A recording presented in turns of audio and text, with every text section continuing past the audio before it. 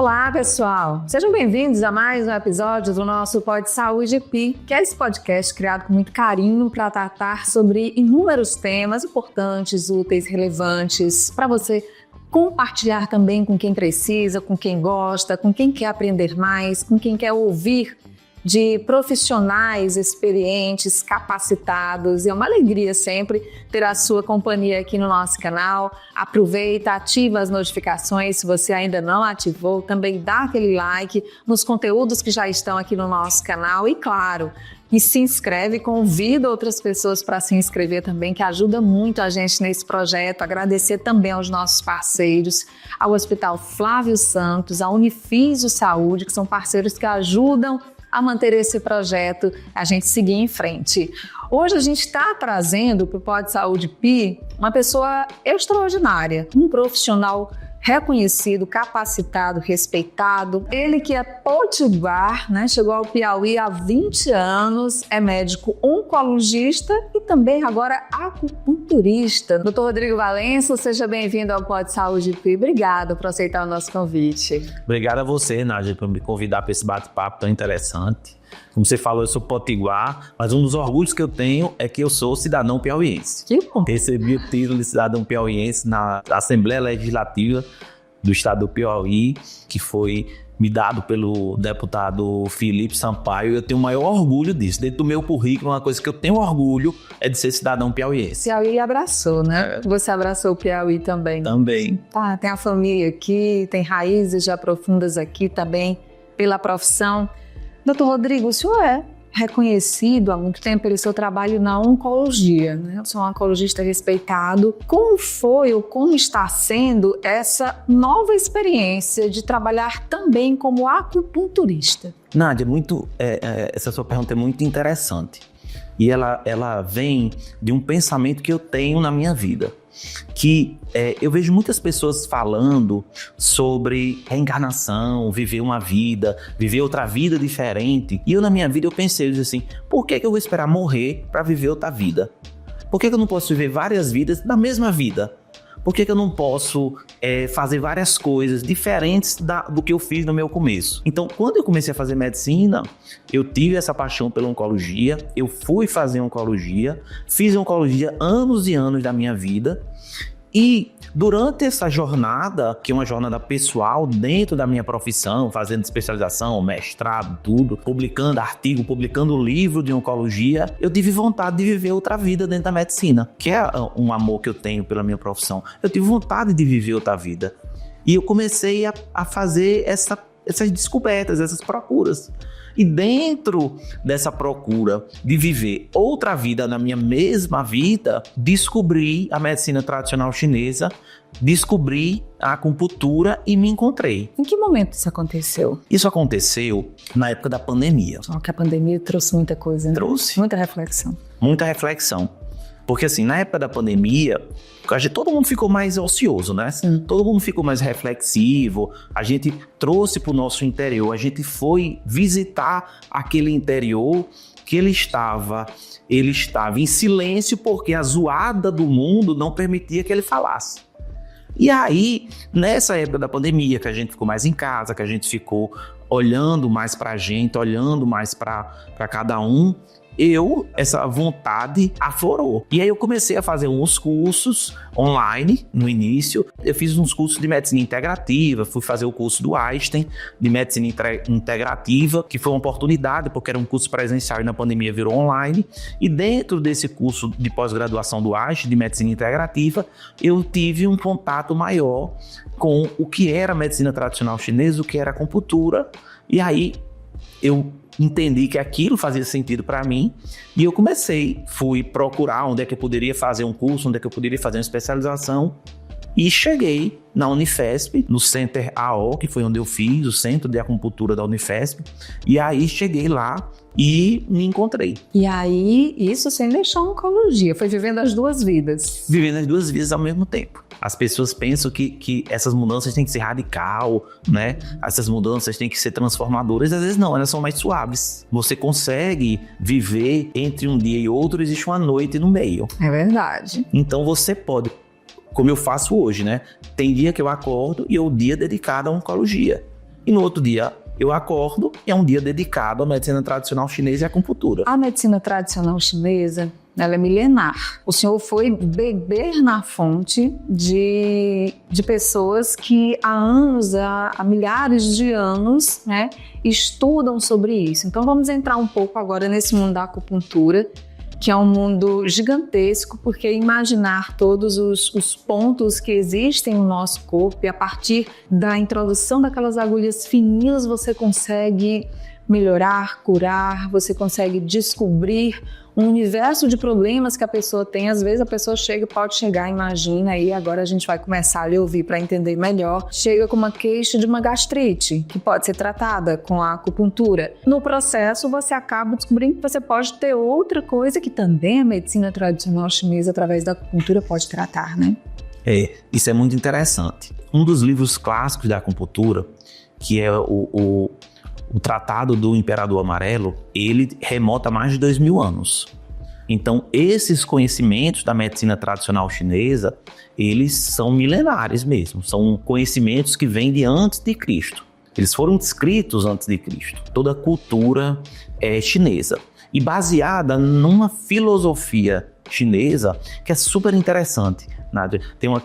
Tem um trecho desse livro que eu adoro, que há 2000 anos atrás, o autor do livro, ele estava descrevendo que o homem está adoecendo porque o homem moderno, de 2000 anos atrás, estava se afastando da natureza. O homem antigo, ele vivia em harmonia com a natureza. Quando o homem se afastou da natureza, isso nós estamos falando das primeiras cidades das civilizações, da civilização chinesa. As primeiras cidades das nossas civilizações grandes, dessas civilizações antigas.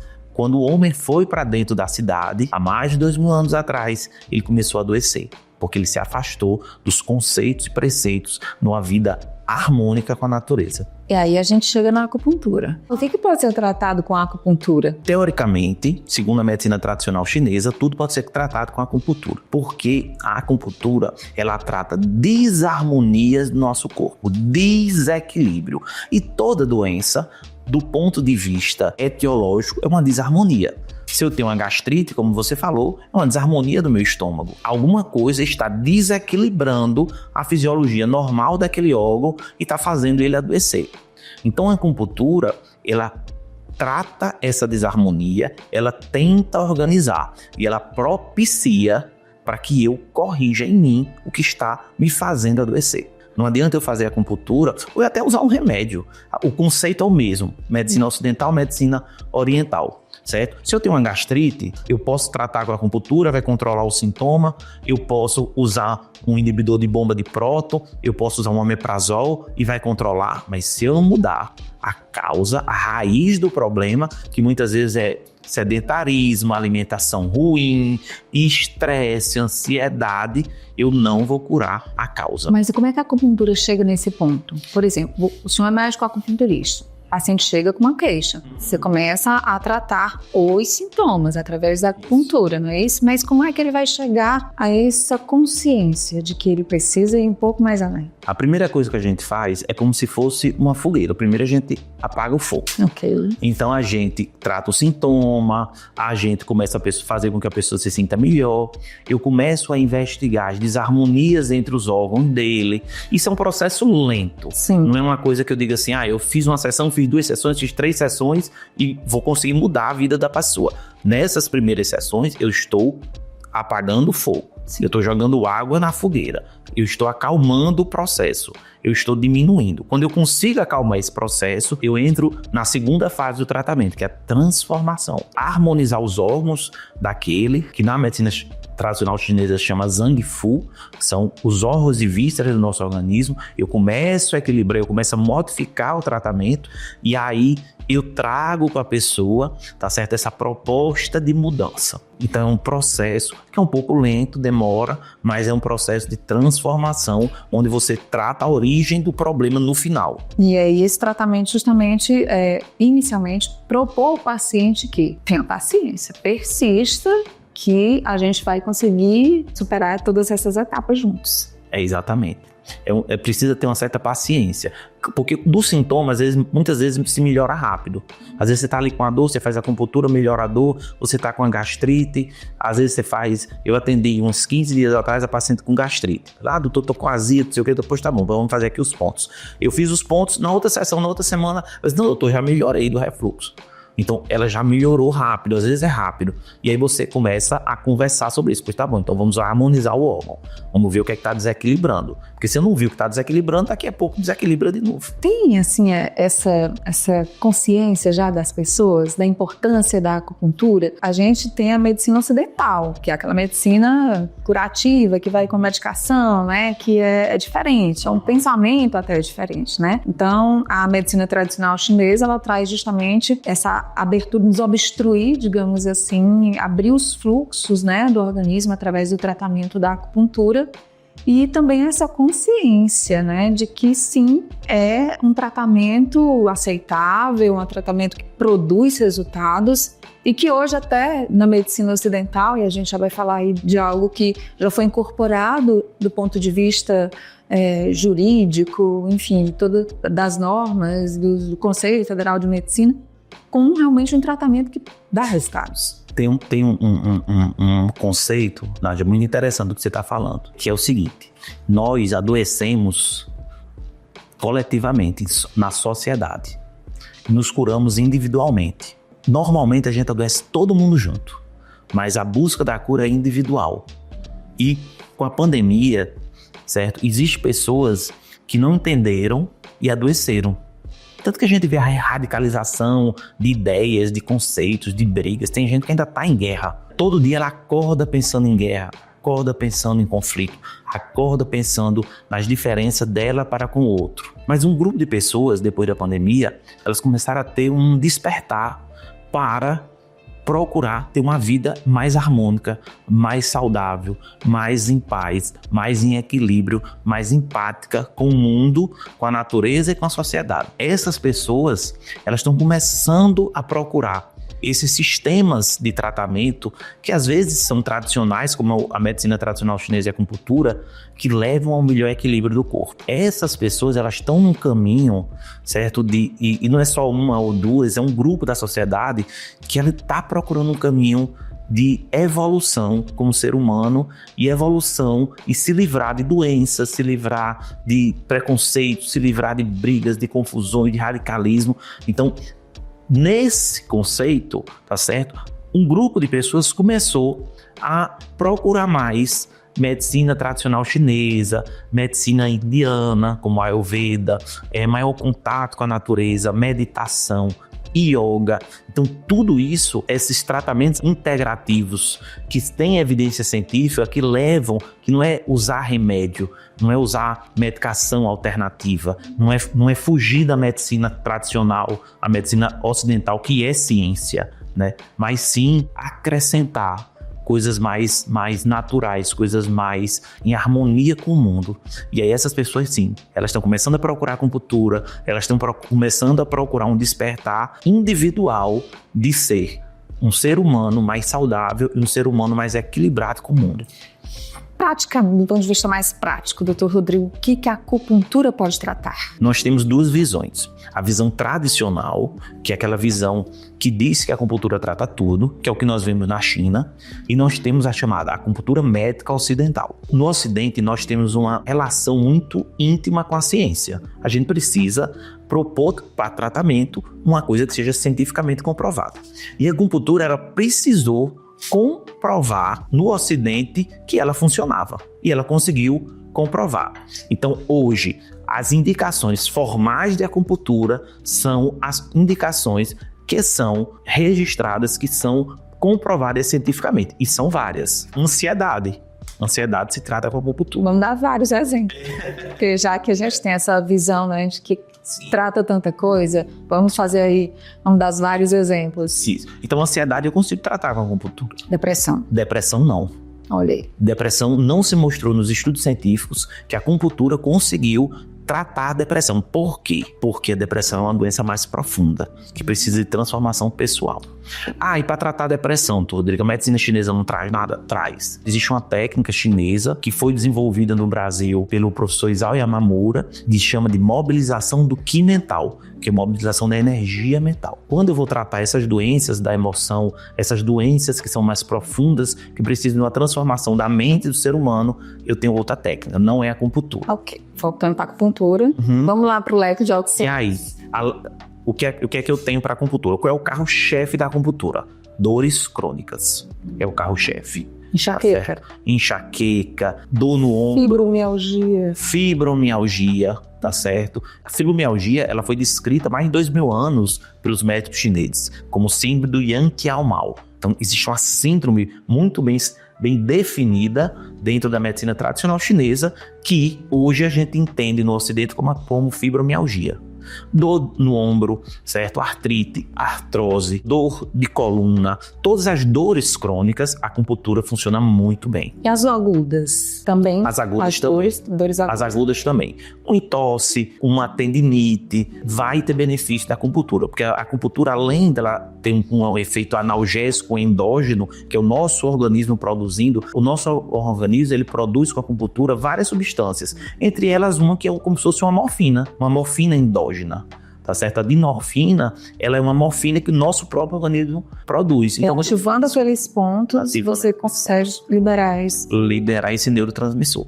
Além disso, libera analgésico, mas anti-inflamatórios também? Você consegue liberar? Isso. No meu local, ele libera vários neurotransmissores, né, neuromoduladores, entre eles prostaglandina, leucotrienos. Então, a acupuntura, ela consegue ter um efeito anti-inflamatório do ponto de vista local. Naquele local, ela traz várias substâncias e várias células que controlam a inflamação.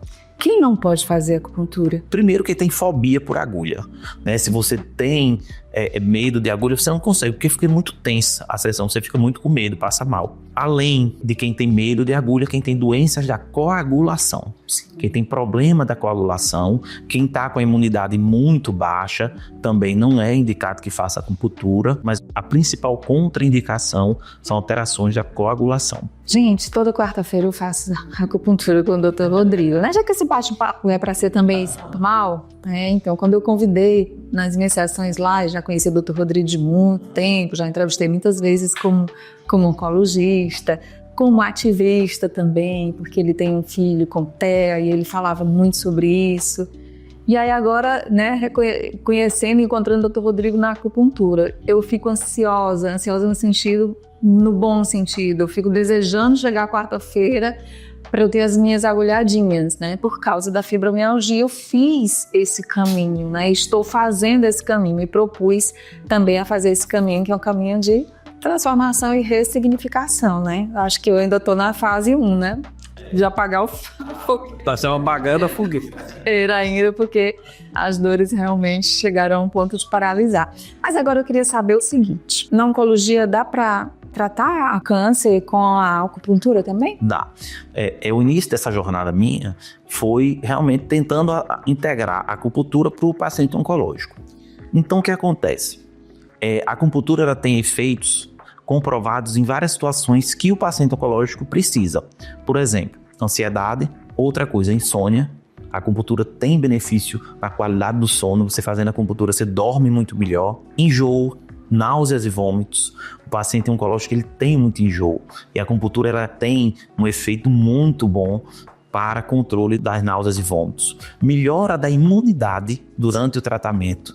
A acupuntura tem evidência científica, estudos científicos que mostram que se eu fizer alguns pontos de acupuntura, eu melhoro o sistema imunológico do meu paciente durante o tratamento oncológico. As dores associadas ao tratamento, claro, como toda dor, você sabe que o tratamento para o câncer tem dor, tem sequelas às vezes, dor na mama, dor na lesão pós-operatória, no local da cirurgia, dor no local onde foi feito radioterapia, e todas essas dores melhoram com a acupuntura. Uma coisa que o paciente oncológico tem muito, principalmente mulheres que usam hormônio, é dor nas articulações, a artralgia, num grupo de drogas chamado inibidores de aromatase. Isso é muito comum. E a acupuntura melhora muito o padrão dessas dores, melhora muito a qualidade de vida.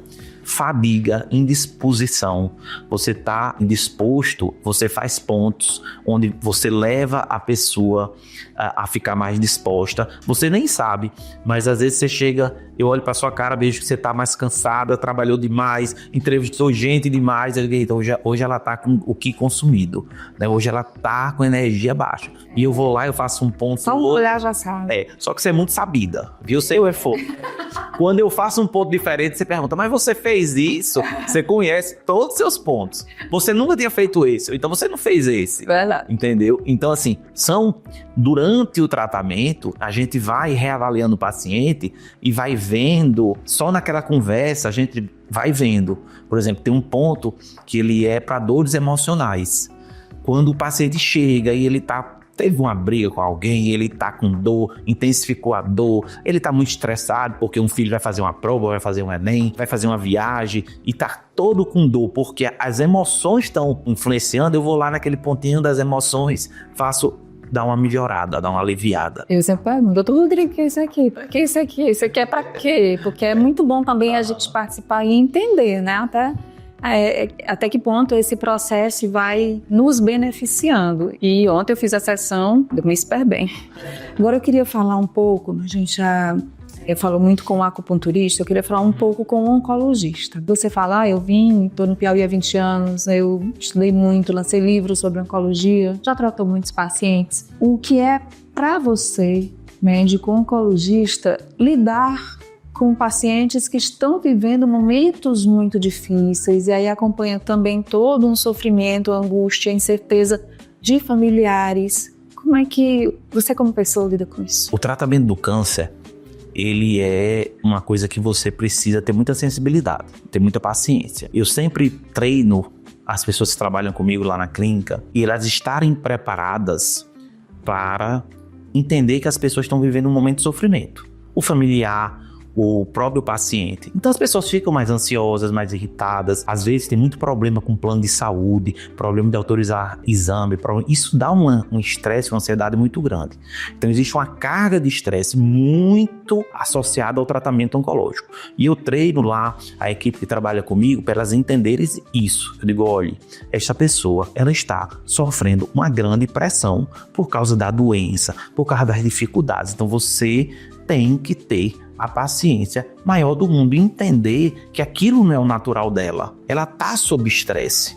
Então, toda vida que você trabalha com oncologia, você tem que entender isso. Você tem que ter uma sensibilidade para entender que aquela pessoa está sob uma tensão muito grande e você tem que acolher, você tem que ter empatia, você tem que entender que ela precisa ser cuidada em todos os aspectos, não só do físico. Mas você como médico, eu vou botar aqui a pessoa, né, Rodrigo Valentes, causa em você ou causou ao longo desses anos todos também, lógico, porque tem a empatia, né, tem você estar ali e observar aquela coisa, isso já mexeu muito com as suas emoções? Já, mexe muito. Não tem como você não criar um vínculo com a pessoa. Muitos tratamentos oncológicos, eles são por meses.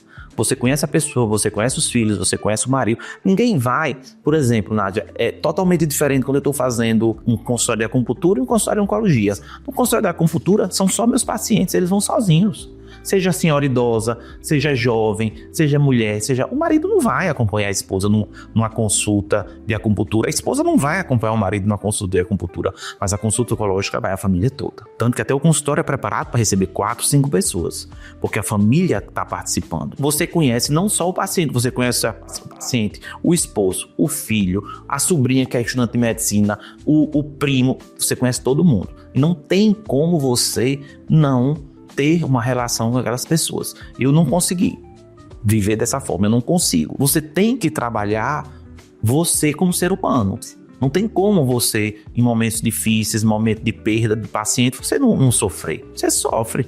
Você vê que você está perdendo seu paciente, uma pessoa que você tem um carinho, uma pessoa que está com você há anos, como é que você não sofre? Se eu sofro, eu não aprendi isso aí. Então, precisa de um acompanhamento psicológico, precisa dos tratamentos mente e corpo, às vezes a gente precisa fazer meditação, precisa cuidar da espiritualidade. Senão desaba, né? Senão desaba. Ou então se torna um médico frio, às vezes se torna um médico insensível, grosseiro. Toda vida que você vê um médico que é grosseiro, que é insensível, é porque ele não está trabalhando o eu dele. Se ele trabalhar, ele vai resgatar aquela vocação que fez ele fazer medicina, que é cuidar das pessoas. Então tem que trabalhar. Eu já fiz muita terapia na vida, faço. Eu, como você, a gente tem uma vida religiosa intensa, tá certo? Um dos pilares que sustenta a gente é a nossa vida religiosa, nossa espiritualidade, nossa fé em Cristo, tá certo? Outra, a gente cuida da nossa mente, faz um yoga, faz uma meditação, tá certo? Tem um contato com a natureza para esvaziar a mente, vai no litoral, senão não aguenta. Eu tenho um professor meu, ele falava sempre, que foi de clínica médica, Dr. Otto Leal, lá no Ceará. Ele era um gênio. E o Dr. Otto, ele dizia: meu filho, quando você olhar para o paciente e achar o paciente chato, você está precisando de férias. Então, ou seja, não é o paciente que é chato, é você que não está legal. Tira uns dias, acalme a mente, volte, que aí você volta e você vai ter outra visão. Então, o médico precisa se cuidar, senão... Olha, é um capítulo à parte. Eu acho que a gente tem que fazer o episódio 2, a temporada 2, com o Dr. Rodrigo Valença, para a gente se aprofundar nesse tema da oncologia, que também é vastíssimo, né? Hoje a gente ficou mais aqui na acupuntura, mas trazendo para você aqui esse médico, né, humano, espiritualizado. E, senhoras e senhores, esse é Rodrigo Valença, que eu queria agradecer demais por essa conversa aqui no nosso Pod Saúde Pi. Aqui é a sua casa. Quando quiser voltar, já está feito o convite. Tá. Nádia, muito obrigado. Eu queria até falar sobre um assunto que eu acho que é muito interessante. Eu vi um vídeo, né, e não é que eu vi um vídeo. Viralizou uns vídeos agora, entre outubro e novembro, de pessoas falando contra mamografia. Dizendo que mamografia não previne o câncer, que mamografia causa câncer. Isso é uma coisa que a gente tem que falar, falando de oncologia. Nós temos que acreditar na ciência. A gente tem que acreditar na medicina baseada em evidências. A gente não pode querer brigar com a ciência. A gente viu que na época da pandemia, alguns médicos até, ou algumas pessoas, entraram em guerra com a ciência em relação às vacinas. E hoje a gente vê isso voltando. Isso é um alerta. Gente, como é? Da mesma forma que as pessoas falavam mal de vacina, e a gente sabendo que a vacina ia curar, ia salvar a sociedade do Covid, como é que as pessoas falam mal de mamografia? Como é que você diz que mamografia é uma coisa que diminui a mortalidade por câncer de mama? Mamografia é importantíssimo. Mamografia cura, diminui pelo menos em 30% a chance de mortalidade de câncer de mama. Ela foi estudada pela ciência.